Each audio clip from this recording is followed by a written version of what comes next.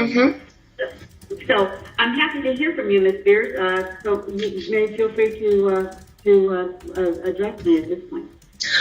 Okay, well, I just got a new phone, so bear with me. I okay, so I have this written down. I have a lot to say, so bear with me. Basically, a lot has happened since 2 years ago. The last time I wrote all this down. The last time I was in court. I will be honest with you, I haven't been back to court in a long time because I don't think I was heard on any level when I came to court the last time. I brought 4 sheets of paper in my hands and wrote in length what I had been through the last 4 months before I came there. The people who did that to me should not be able to walk away so easily. I'll recap. I was on tour in 2018. I was forced to do. My management said if I don't do this tour, I will have to find an attorney. Ms. Beers, I hate to interrupt you, but my court reporter is taking down what you're saying. Okay. And so you have to speak a little more slowly.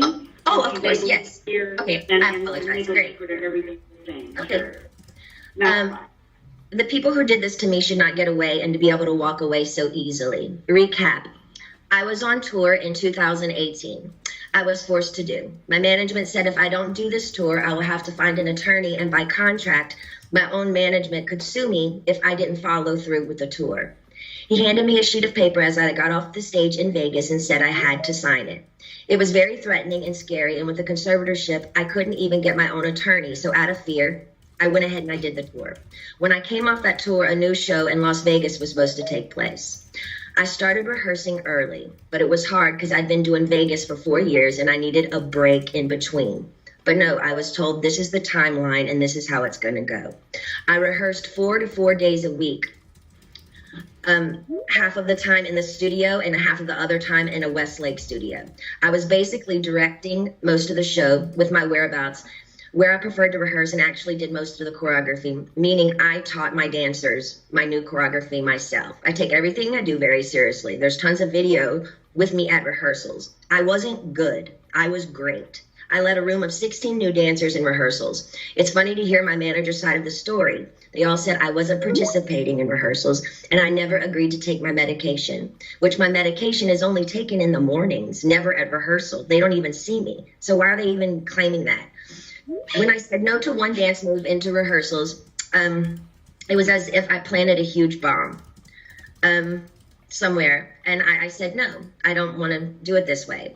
After that, my management and my dancers and my assistant of the new people that were supposed to do the new show all went into a room, shut the door, and didn't come out for at least 45 minutes.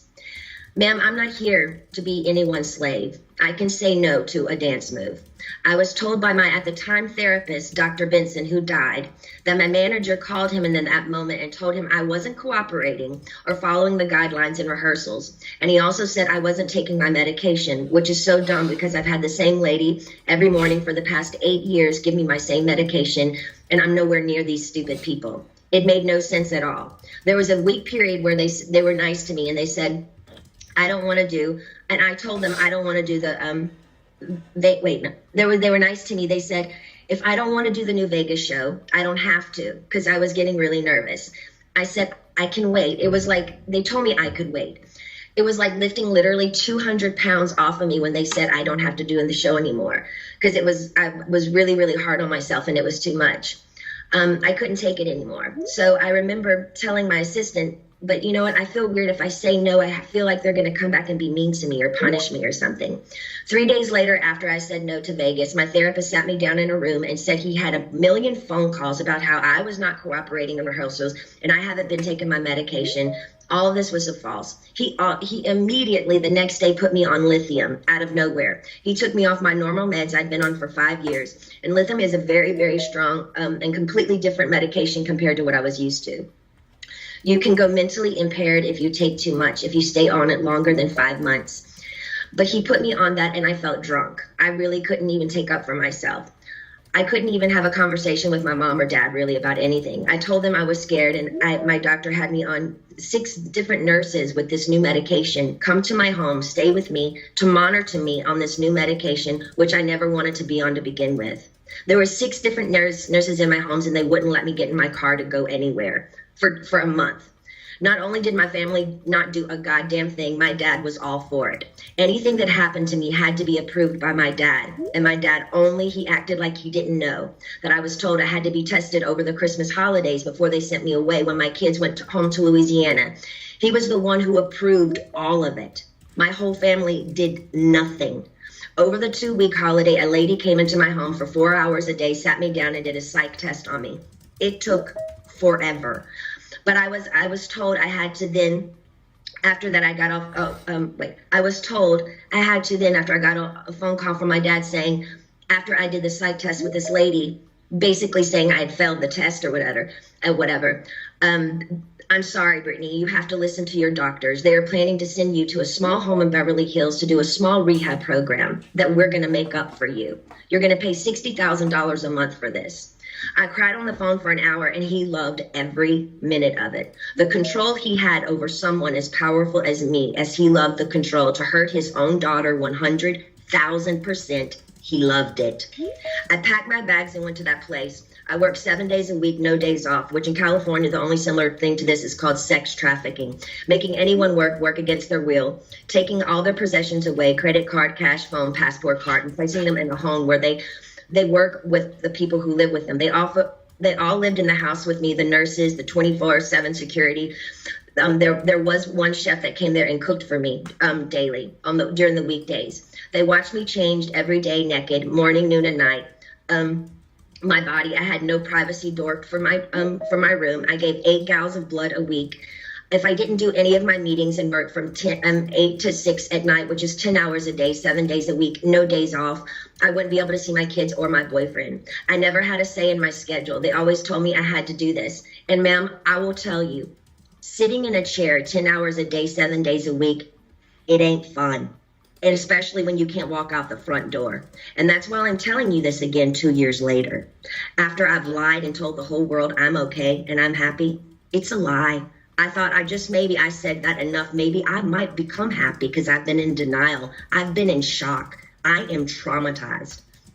Fake it till you make it. But now I'm telling you the truth, okay? I'm not happy. I can't sleep. I'm so angry, it's insane, and I'm depressed. I cry every day, and the reason I'm telling you this is because I don't think how the state of California can have all this written in the court documents from the time I showed up and do absolutely nothing, just hire with my money another person to keep my dad on board. Ma'am, my dad and anyone involved in this conservatorship and my management who played a huge role in punishing at me when I said, no, ma'am, they should be in jail. Their cool tactics working for Miley Cyrus as she smokes on joints and stage at the VMAs. Nothing is ever done to this generation for doing wrong things. But my precious body, who's worked for my dad for the past fucking 13 years, trying to be so good and pretty, so perfect when he works me so hard, when I do everything I'm told in the state of California, allowed my ignorant father to take his own daughter, who only has a role with me if I work with him. They set back the whole course and allowed him to do that to me. That's given these people I've worked for way too much control. They also threatened me and said if I don't go, then I have to go to court. And it will be more embarrassing me if the judge publicly makes you go the evidence we have. You have to go. I was advised for my image, I need to go ahead and just go and get it over with. They said that to me. I don't even drink alcohol. I should drink alcohol, considering what they put my heart through. Also, the Bridges facility they sent me to, none of the kids, I was doing this program for 4 months. So the last 2 months I went to a Bridges facility. None of the kids there did the program. They never showed up for any of them.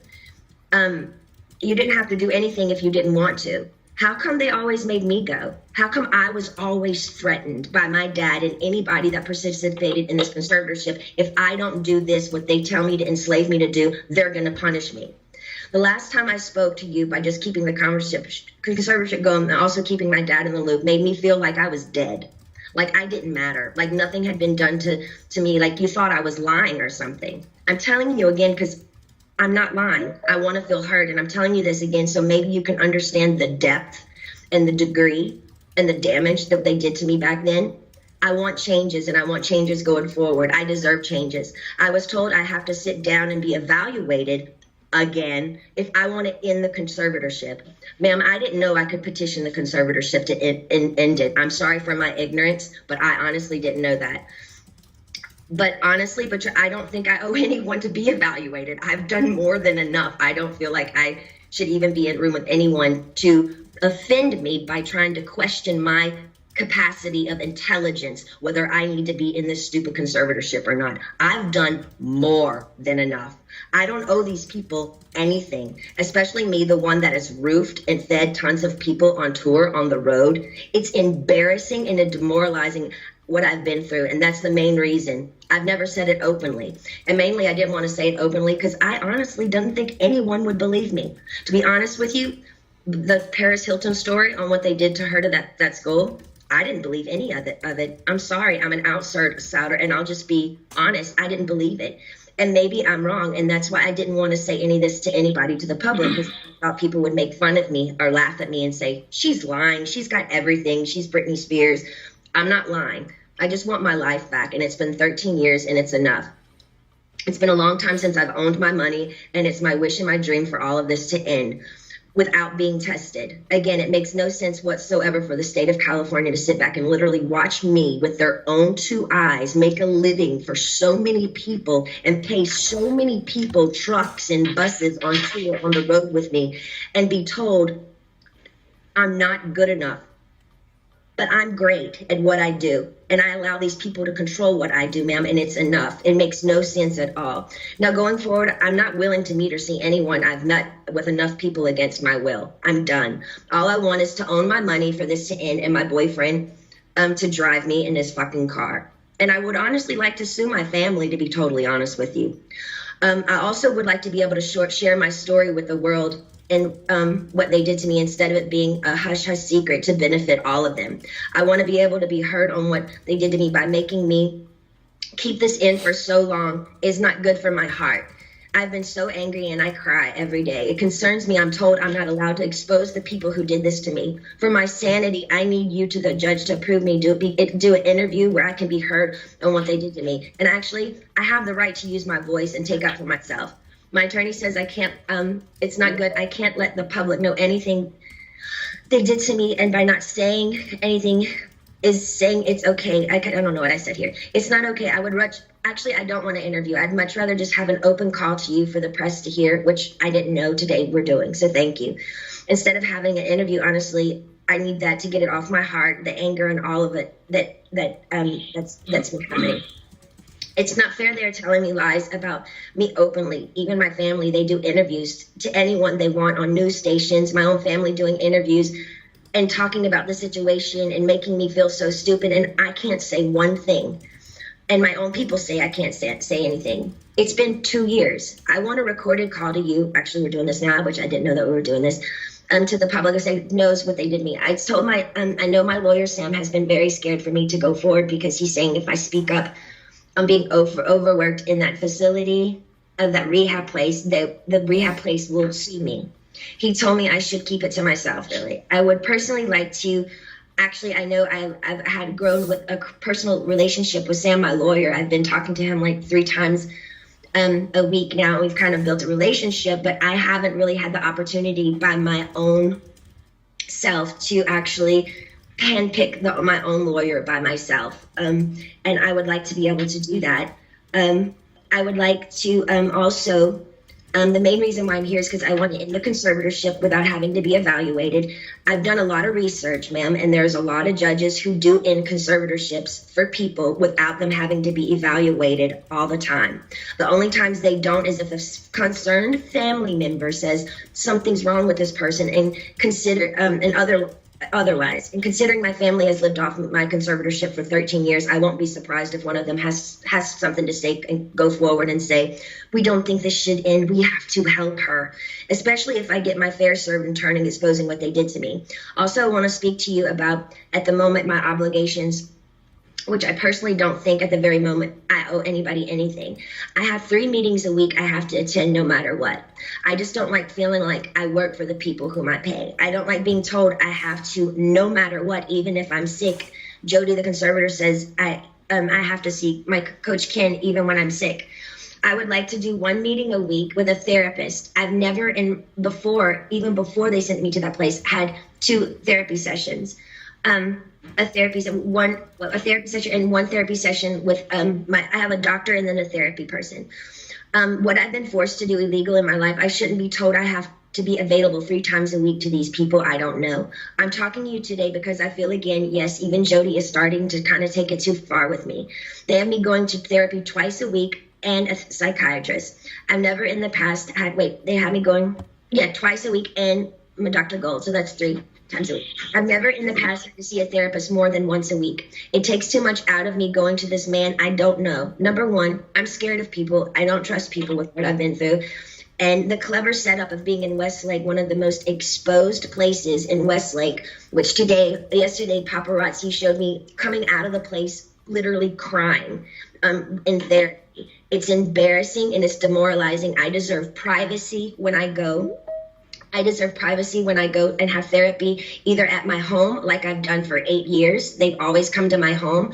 Or when the Dr. Benson, the man that died, I went to a place similar to what I went to in Westlake, which was very exposed and really bad.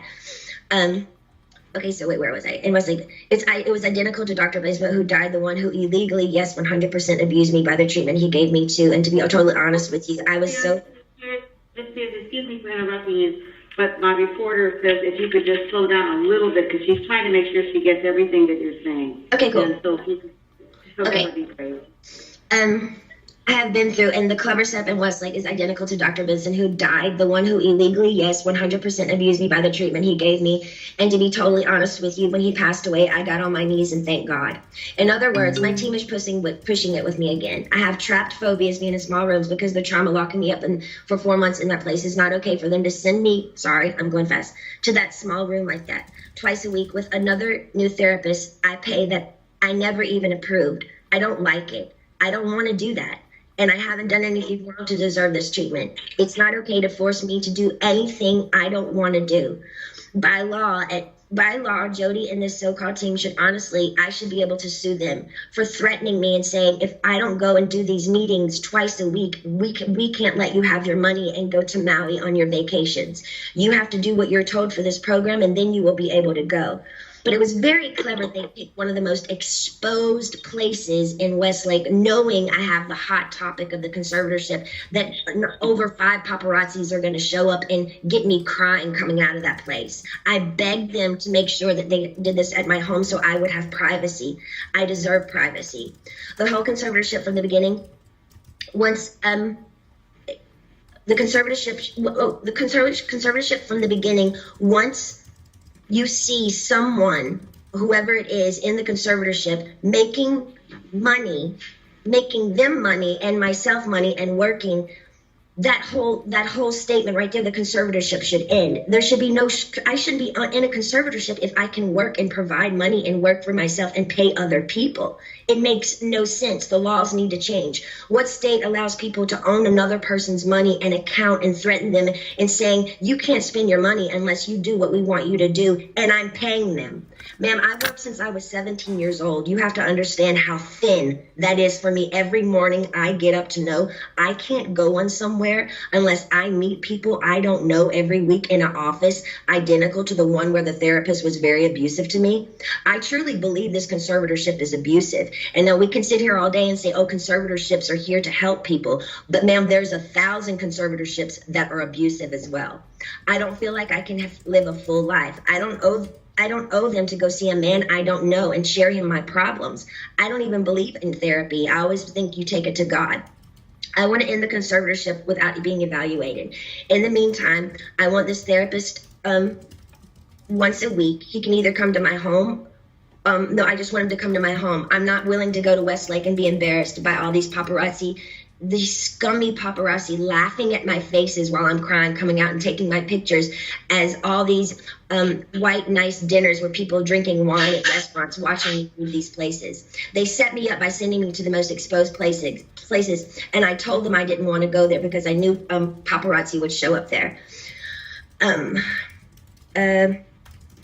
They only gave me 2 options for therapists, and I'm not sure how you make your decisions, ma'am, but this is the only chance for me to talk to you for a while.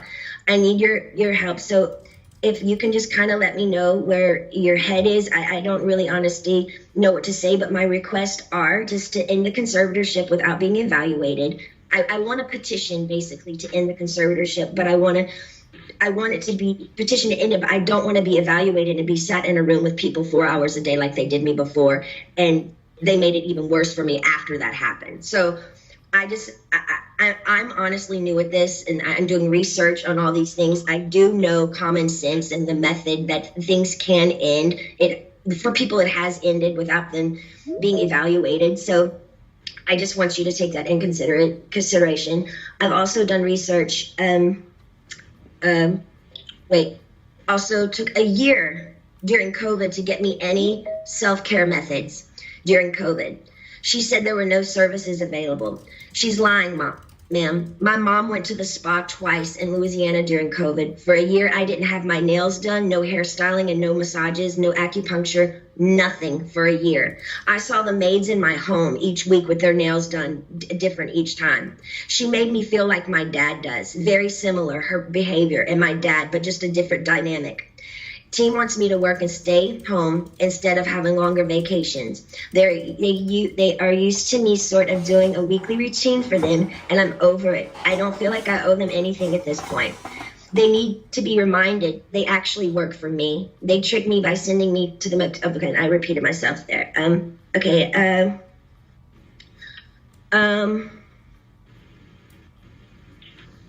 Also, I was supposed to be able to, I have a friend that I used to do AA meetings with. I did AA for 2 years. I have I did 3 meetings a week. I met a bunch of women there, and I'm not able to see my friends that live 8 minutes away from me, which I find extremely strange.